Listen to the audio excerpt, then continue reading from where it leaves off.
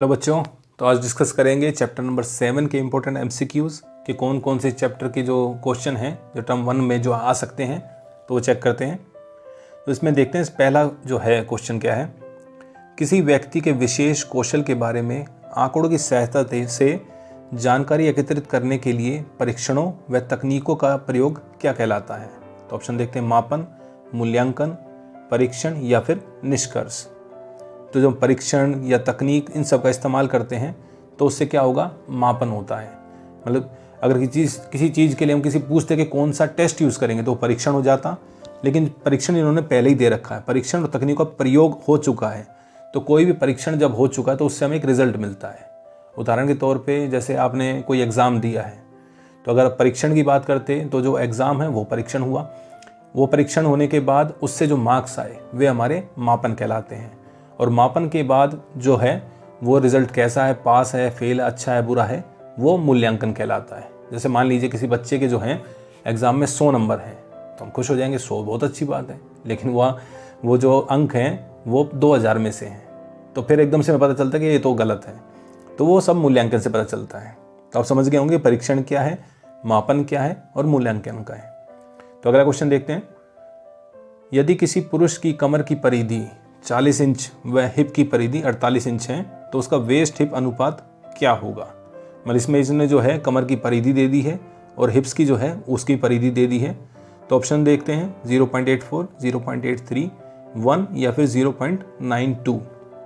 तो जल्दी सोचिए इसका क्या होगा आंसर। तो इसका सही आंसर है ऑप्शन नंबर बी, 0.83। अभी 0.83 कैसे आया, तो हमारा जो वेस्ट और हिप का जो रेशो का जो फॉर्मूला है वो कैसे निकलता है। तो उसमें कमर की जो परिधि होती है उसको हम भाग देते हैं हिप की परिधि से। तो इसमें क्या होगा, 40 को हम भाग करेंगे 48 से, तब जाके हमारा जो है ये आंसर आ जाएगा। तो एग्ज़ाम में इसका फार्मूला ही पूछ लेता है, और अगर आपको फार्मूला आता है तो इस तरीके से भी घुमा के क्वेश्चन पूछ सकते हैं कि आपको फार्मूला याद है कि नहीं है। तो अगला क्वेश्चन देखते हैं। हार्वर्ड स्टेप टेस्ट जो है, परीक्षण जो है, इसका प्रयोग स्वास्थ्य संबंधी फिटनेस के किस घटक के मापन हेतु किया जाता है। तो जो हार्वर्ड स्टेप परीक्षण है वो किस लिए हम यूज़ करते हैं। तो ऑप्शन है लचक, मांसपेशी शक्ति, हृदय वाहिका संबंधी सहन क्षमता या फिर शरीर की संरचना। तो इसका सही आंसर है ऑप्शन नंबर सी, हृदय वाहिका संबंधी सहन क्षमता। जो हमारी कार्डियोवास्कुलर एंडोरेंस है उसको नापने के लिए हम हार्वर्ड स्टेप टेस्ट उसका प्रयोग किया जाता है। अगला क्वेश्चन देखते हैं। निम्न में से किस परीक्षण का संबंध हृदय वाहिका संबंधी सहन क्षमता के मापन से नहीं है। ये पूछ नहीं रहा, ये इसमें जो है जो सहन क्षमता के मापन से नहीं पूछ रहा है। हाँ में नहीं पूछा, क्वेश्चन जो नेगेटिव में है। तो हार्वर्ड स्टेप टेस्ट, रॉकपोर्ट परीक्षण, फिलिप्स जेसीआर परीक्षण या फिर क्वींस कॉलेज स्टेप परीक्षण। तो पिछले क्वेश्चन में हमने डिस्कस किया था हार्वर्ड स्टेप टेस्ट जो है वो तो है इसका। तो इसका सही आंसर होगा फिलिप्स जेसीआर परीक्षण, क्योंकि ऑप्शन बी जो रॉकपोर्ट है वो भी हमारा हृदय वाहिका संबंधी से जो है सहन क्षमता को मापने के लिए हम यूज़ करते हैं, और क्वींस कॉलेज स्टेप टेस्ट है उसको भी यूज़ करते हैं। तो फिलिप्स जेसीआर जो टेस्ट है वो हमारा जो हार्ट रिलेटेड जो एंडोरेंस है, कार्डियोवास्कुलर एंडोरेंस, उसको नापने के लिए नहीं किया जाता। अगला क्वेश्चन देखते हैं। टटल नाड़ी अनुपात परीक्षण का आरंभ कब हुआ। जो टटल पल्स रेशो टेस्ट है, जिसे हिंदी में नाड़ी अनुपात परीक्षण कहते हैं, तो इसका जो आरंभ वो कब हुआ था। 1931, 1947, 1930 या फिर 1929। तो इसका सही आंसर है ऑप्शन ए, 1931। अगला क्वेश्चन देखते हैं। क्रॉस वेबर परीक्षण का प्रयोग स्वास्थ्य संबंधी फिटनेस के किस घटक के मापन हेतु किया जाता है। तो पहले में हार्वर्ड स्टेप टेस्ट के बारे में पूछा था, इसमें क्रॉस वेबर टेस्ट के बारे में पूछा है। तो ऑप्शन है हृदय वाहिका संबंधी सहन क्षमता, लचक, मांसपेशी शक्ति या फिर शरीर की संरचना। तो देखते हैं सही आंसर क्या है। तो इसका सही आंसर है ऑप्शन नंबर सी, मांसपेशी शक्ति। जो हमारी स्ट्रेंथ है उसको नापने के लिए क्रॉस वेबर जो टेस्ट है वो किया जाता है।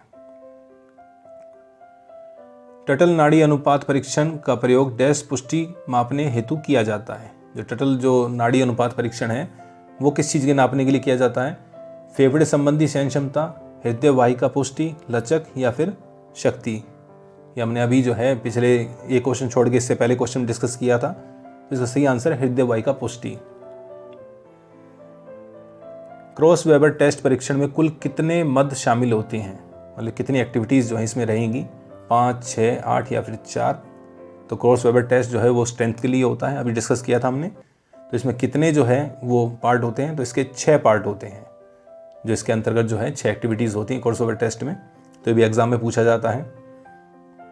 9वां क्वेश्चन देखते हैं, फेफड़े की क्षमता मापन हेतु किस यंत्र का प्रयोग किया जाता है? जो हमारी जो लंग्स हैं उनकी जो क्षमता है वो किससे नापते हैं? तो डायनमोमीटर, मैनोमीटर, स्पायरोमीटर या फिर स्पिग्नोमैनोमीटर। तो इसका सही आंसर है स्पायरोमीटर। तो स्पायरोमीटर से हम जो अपने लंग्स की जो कैपेसिटी है उसको नापते हैं, वाइटल कैपेसिटी कहा जाता है। उसका जो मेजरमेंट है वो इस इक्विपमेंट से किया जाता है। 10वां क्वेश्चन देखते हैं, निम्न में से किस मद को फिलिप्स JCR परीक्षण में शामिल नहीं किया गया है? ऑप्शंस हैं पुशअप, चिनअप, शटल रन या फिर वर्टिकल जंप। तो जो फिलिप्स JCR टेस्ट है, तो इसमें सिंपल इसका आंसर इसी जो क्वेश्चन है JCR इसी में है। तो इस पहले तो इसका आंसर जो है वो ए है, पुशअप्स। अब जो फिलिप्स JCR टेस्ट की मैं बात कर रहा हूँ तो इसमें JCR, तो J से हमारा हो जाएगा जंप, और उसके बाद जो है C से हमारा चिनअप्स होता है और R से हमारा होता है शटल रन। तो इसी क्वेश्चन जो इसका नाम है उसी में जो इसके 3 एक्टिविटीज़ हैं वो छुपी होती हैं, तो उसको मैं आसानी से पहचान सकते हैं। क्वेश्चन नंबर 11 देखते हैं, बैक स्ट्रेच परीक्षण का प्रयोग स्वास्थ्य संबंधी फिटनेस के किस घटक के मापन हेतु किया जाता है? तो जो बैक स्ट्रेच टेस्ट है वो क्या नापता है? मांसपेशीय शक्ति, लचक, शरीर की संरचना या फिर मांसपेशीय सहन क्षमता। तो इसका सही आंसर है ऑप्शन नंबर बी, लचक। जो हमारी फ्लेक्सिबिलिटी है उसको नापने के लिए बैक स्ट्रेच परीक्षण जो है वो किया जाता है। अगला क्वेश्चन देखते हैं, बॉडी मास इंडेक्स BMI की गणना के लिए BMI सूचकांक तालिका में सामान्य भार कितना होगा? जो बॉडी मास इंडेक्स जो है, कई बार इसका फार्मूला पूछा जाता है कि इसका फार्मूला क्या है। तो इसका जो सिंपल एक फार्मूला है वो हमारा जो वेट है वो किलोग्राम में रहेगा, उसको हम भाग करेंगे हाइट इन मीटर स्क्वायर से। एक बार रिपीट करता हूँ कि जो फार्मूला है वो है हमारा जो वेट है वो किलोग्राम में रहेगा, उसको भाग करेंगे हाइट इन मीटर स्क्वायर। आपका जितना वेट है उसका जब भाग करेंगे आपकी हाइट जो इन मीटर है उसको स्क्वायर करके, तो आपको जो है एक अमाउंट मिल जाएगा। तो उसको फिर हम टेबल में चेक करते हैं। तो टेबल जब हम डालेंगे तो हमें पता चलता है कि हम अंडर वेट हैं, ओवर वेट हैं या नॉर्मल वेट हैं। तो इसका सही आंसर देखते हैं कि सामान्य भार किस से किस रेंज तक रहता है। तो इसका सही आंसर है 18.5 से 24.9 तक। तो इतना अगर आपकी जो आता है रिजल्ट आता है वो अगर इसके बीच में है तो आपका सामान्य भार है, उससे कम रहता है इसका मतलब अंडर वेट है, उससे ऊपर आता है तो ओवर वेट हो जाता है। कमर कूला अनुपात गणना सूत्र क्या है? जो हमारा जो हिप और जो वेस्ट है उसका जो रेशो है उसका फार्मूला क्या है? ये हमने पहले क्वेश्चन डिस्कस किया था कि जब 40 और उसको 48 से डिवाइड किया था तो फार्मूला डिस्कस किया था। तो दोबारा देख लेते हैं, कूलों की परिधि को भाग करेंगे कमर की परिधि से, या फिर शरीर का भार डिवाइड करेंगे ऊंचाई गुणा ऊंचाई। तो इसका सही आंसर है ऑप्शन नंबर सी, कमर की जो परिधि होगी उसको हम भाग करेंगे कूलों की परिधि से। जो हमने क्वेश्चन पहले भी डिस्कस किया अभी, जिसमें हमने उसको डिवाइड करके आंसर निकाला था, 40 को 48 से हमने डिवाइड किया था। तो अब फार्मूला आगे आ गया है कि कमर की परिधि, जो हमारी कमर का जो परिधि है, हम जो अगर कोई मेजरिंग टेप या फिर जैसे इंची टेप होता है उससे हम कमर को नापेंगे, बाद में हिप्स को नापेंगे, उनको हम भाग करेंगे तो हमारा जो है अनुपात आ जाएगा। फिर हम टेबल में देख के जो है उसका रिजल्ट देख सकते हैं। तो इस चैप्टर में ये इंपॉर्टेंट MCQs थे। तो अगली वीडियो में जो आपका जो नेक्स्ट चैप्टर है एनाटॉमी एंड फिजियोलॉजी, उसके इंपॉर्टेंट MCQs देखेंगे और फिर उसके बाद एक सैम्पल पेपर कोशिश करेंगे ज़्यादा भी बनाएं ताकि आपके टर्म 1 की जो है प्रैक्टिस अच्छे से हो पाए। Thank you.